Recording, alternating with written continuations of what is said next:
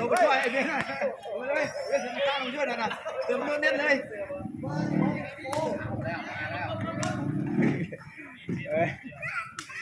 2 ทุ่มครึ่งเหรอ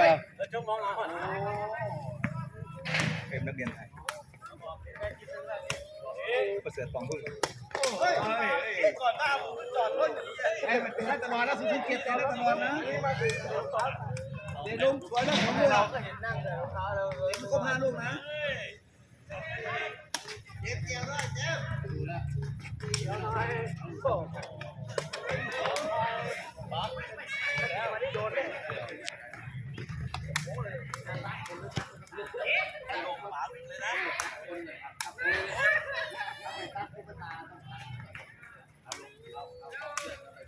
ลูกที่ 3เร็วลูกที่ 3เตะโอ้ยโดนลูกนี้เกี่ยวมาคะแนนโอ้ยออก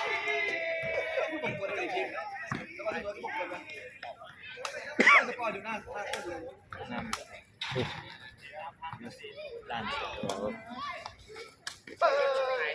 ซัมSUV เนี่ยอีซูโตโยต้าตัวใหม่ก็งามตัวโตโยต้ารุ่นใหม่ตัวใหม่ที่เขาเพิ่งเปิดตัวยังงามเลยกระบะนะของที่ผมชมเลยผมก็รู้ว่าเรียมันดีป๋าเรียมันดีถ้าไม่โดนเน็ตมันก็จะโดนเมื่อกี้เนี่ยเป็นบ่ก็รู้ว่ารุ่นไหนเทสไดเวอร์เป็นบ่นี่แหละตัวนี้โอ้ยเจมโอ้แฮร์รับลูกแล้วทาโบโอเวอร์แลนด์นี่แหละ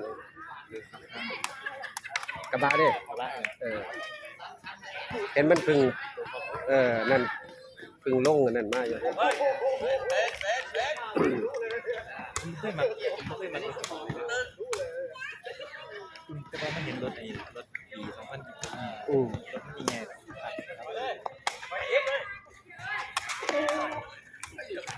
รถผมมาคนแรกรถ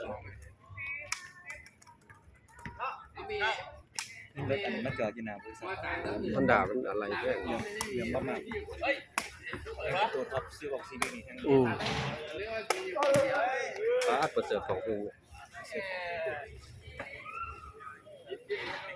เกมแรกข้ามหัวมังเอาไหมถ้าชนะถ้าชนะมังเอาแรกเสือก็ข้ามเลยนะไปไม่เสิร์ฟกูเสิร์ฟเอง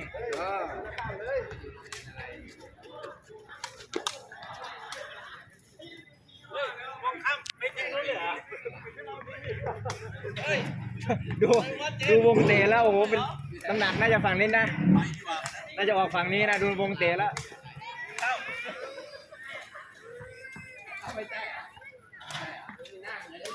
เฮ้ยจะดูวงเตะลูกเสริมด้วยเดี๋ยวรับลูกเสริมลำบากเลยโอ้โดนไป2-3 ลูกเมื่อกี้นี่ลูกเสริมไม่ได้ไปแล้วอย่าห้ามแล้ว